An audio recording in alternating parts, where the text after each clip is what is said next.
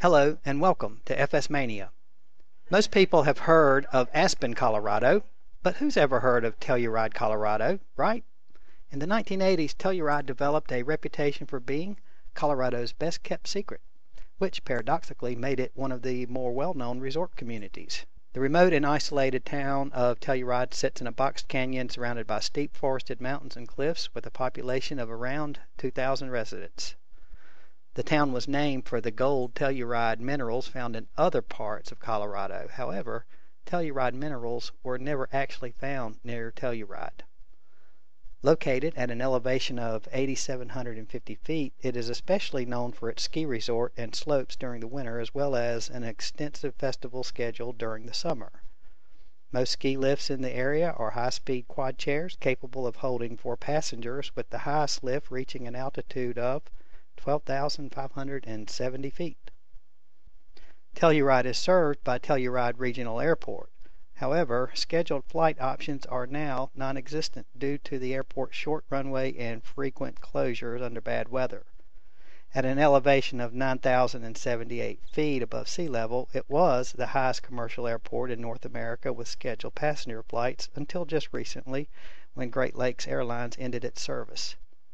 As a comparison, the highest point in the world with scheduled flights is Lukla Airport in Nepal, which is at an elevation of 9,200 feet.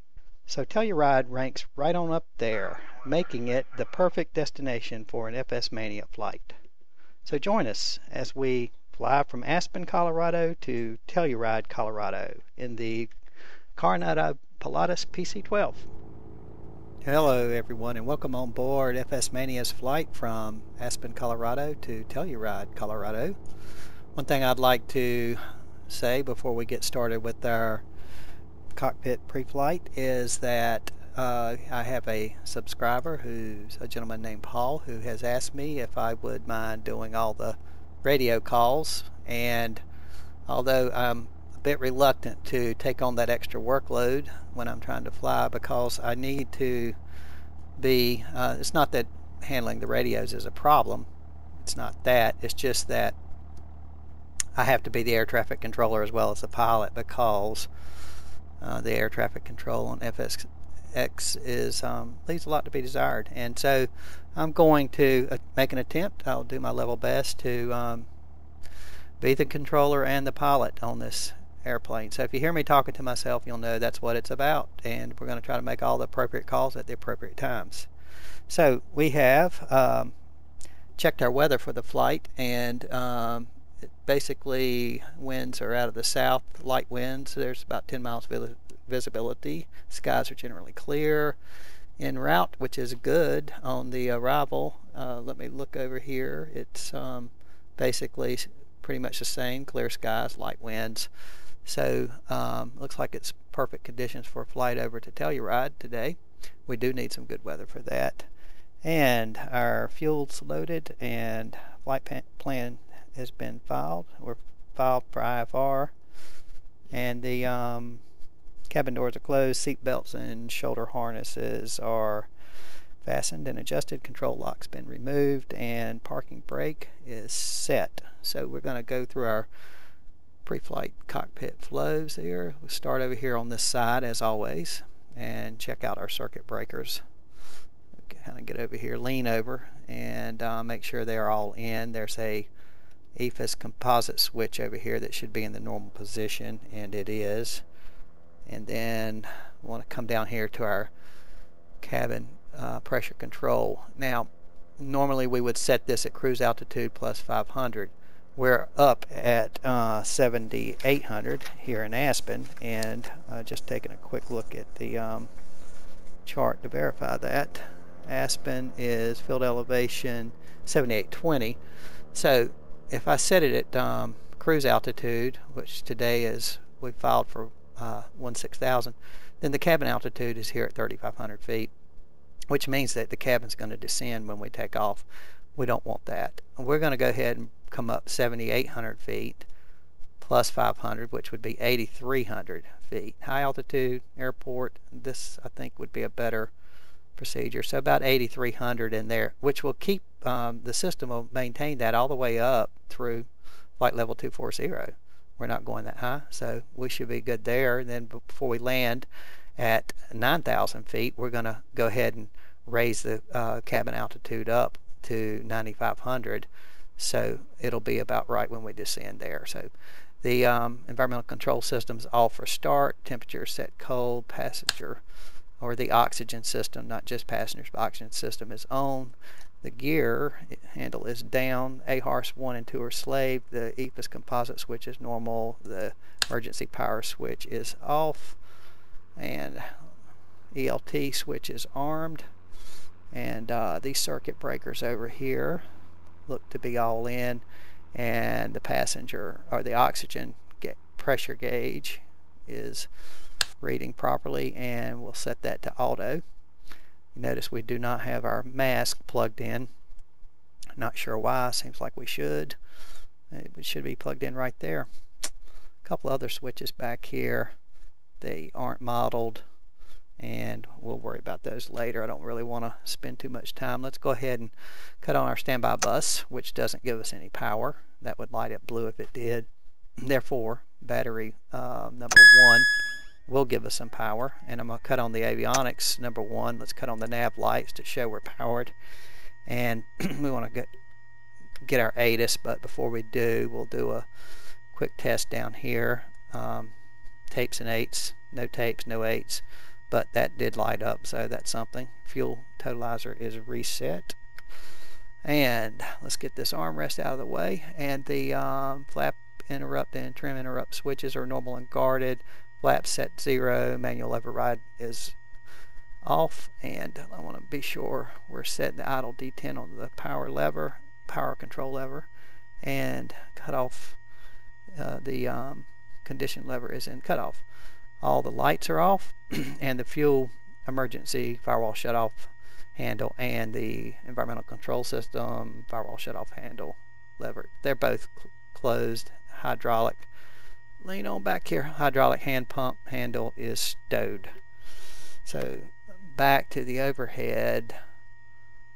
Why did I come back to the overhead? I don't want to go to the overhead. I want to go to cut on this Garmin. Garmin is coming on. We'll go ahead and reset this caution light while we're looking at it, waiting for the Garmin to come on. And self-test is in progress. Should have warmed this up before I went down the console. Save a minute or two, but we can go ahead and enter now. Enter now. There's all of the satellites showing up. Clear this message out.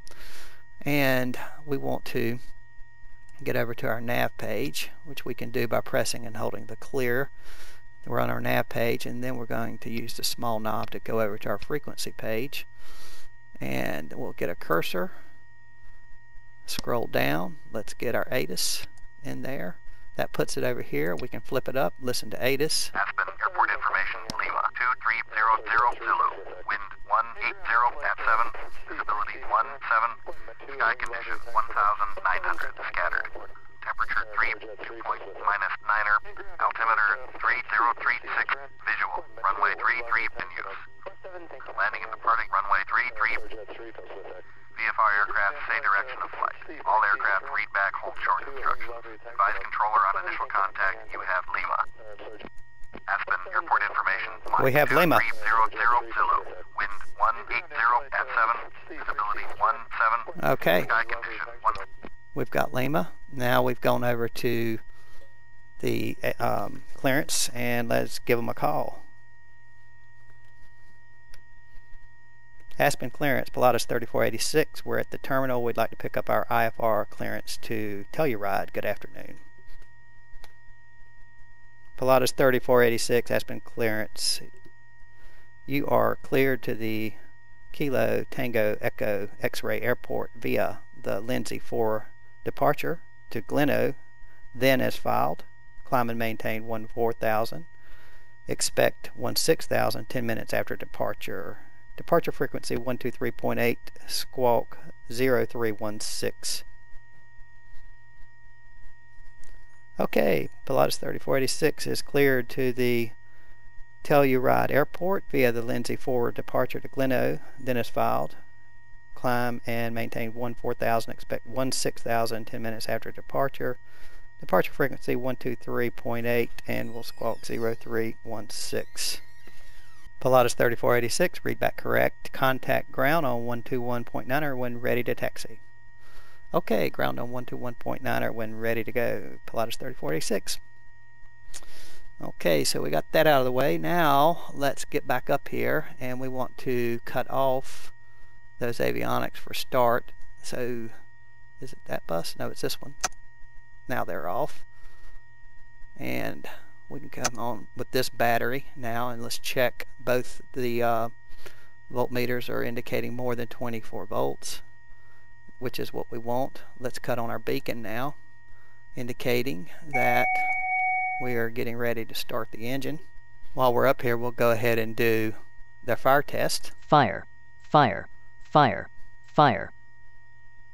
Okay, I don't know if Carenado did that to be funny. That doesn't really sound all that alarming, but as fire alarms go, any rate, lamp test will do that as well, and we can check those lights are on and everything is lit up on the panel. That appears to be in order.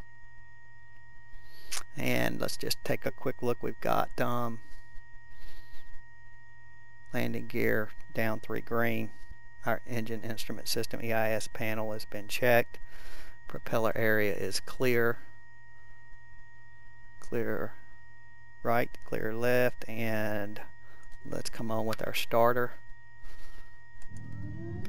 And let's monitor oil pressure coming up. NG's coming up. We're looking for 12%.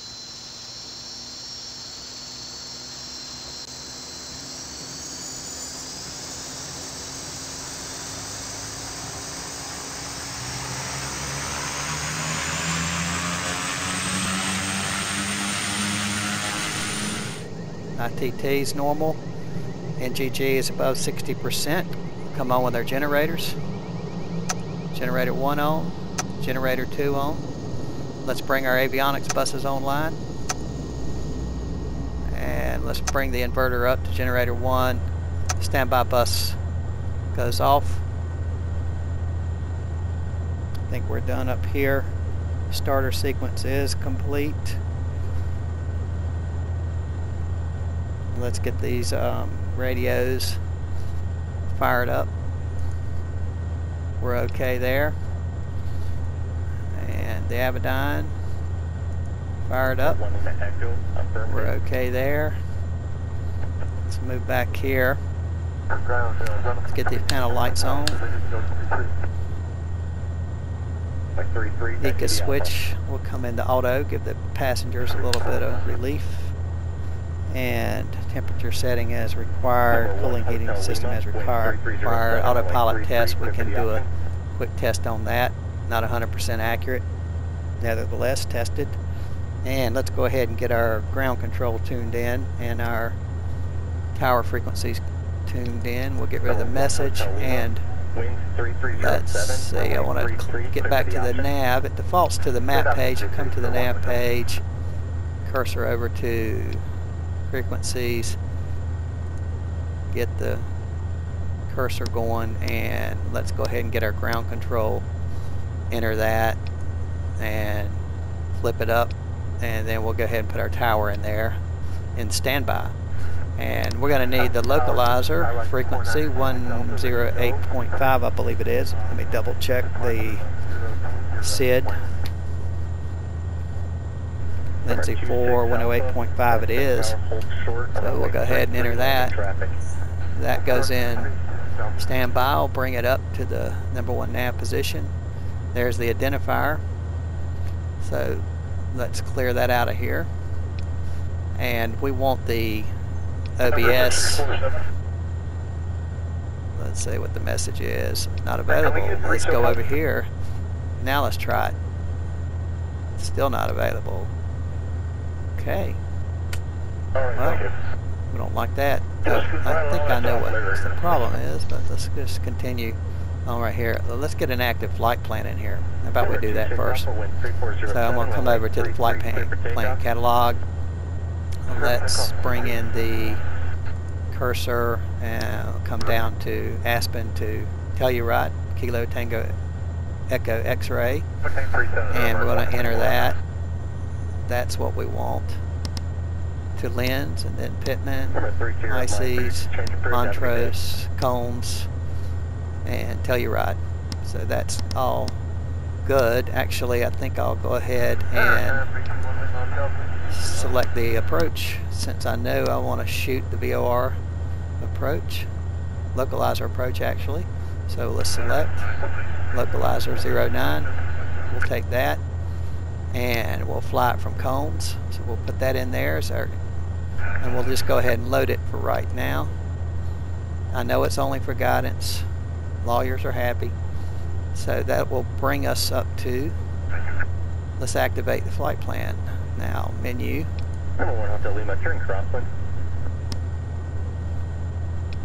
There we go. Now, our leg from Aspen to Lens is activated. Now let's see if we can get the OBS up.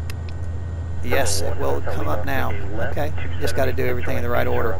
So what I want to do is put the 300 radial off the localizer. It's a back course, but it is not reverse sensing. So we can fly it normally. 300. And we'll enter that. There's our magenta line. That's what we want. That's the course we want to fly. We'll stay zoomed in. And let's get rid of this message. And let's bring up that terrain. We'll zoom it out a little bit. And let's put our transponder squawk code with 0316. Start the time there. All that's good. Let's set our altitude to 14,000. And our heading will set up on the departure runway, which is 33. So 330. Actually, I tell you what we'll do. We'll set it up on 270, because once we depart, we'll climb to 8,700 feet per the SID. Turn to 270. So we'll put that on there. All right. Take a look at the checklist. ECAS is in auto. Yes. Temperature, panel lights, autopilot tested. Grounds tune tower we have in there. GPS set, Avionics. We'll set that up on the TALs. And as I like to do in the mountains, bring it down to about a 10-mile range. Keep an eye on our terrain. Our altimeter is set. Our HSI is synced with our wet compass, and our standby altimeter matches. Everything looks good there. So I think we can then now check our caution, our calls. Everything's good there. AHRS, no flags. Zoom in here. Actually, right here. DH. Is that what that is? Zoomed in too far. Yep, DH 200. Okay. This is the angle of attack indicator over here, and the radar altimeter over here is on 0. The decision height is set to 200. So everything looks good there. Flaps are set on 0 right now. Okay. EPIS switch, let's arm that. Actually, let's test it first. We got a green light. We'll assume that's what we're supposed to get, and we'll arm it. If we lose power to our electronics, there's a backup battery. Automatically will be energized. Now we can set our flaps to 15. Flap lever is down on 15. Indicator showing 15. Excuse me. And we are ready to call ground control. Passenger switches are on. Glance up here. Passenger switches are on. Let's do a stick pusher. Normally do that with the power up and or taxiing, but we'll call that good. And we're going to cut on the, well, let's call ground control. Let me get that done. So we're set on 121.9. Aspen ground, Pilatus 3486 at the terminal, ready to taxi. We have Lima. Pilatus 3486, Aspen ground, runway 33, taxi via Alpha. Via Alpha, runway 33 for Pilatus 3486. So we're going to taxi. Now we can get on our taxi light. And the inert set will put that on. So even though no rain or moisture, we're being careful in case, let's say, there's a Walmart bag flying around out there. We don't want to ingest that. So the inert set will keep out the FOD, foreign object debris.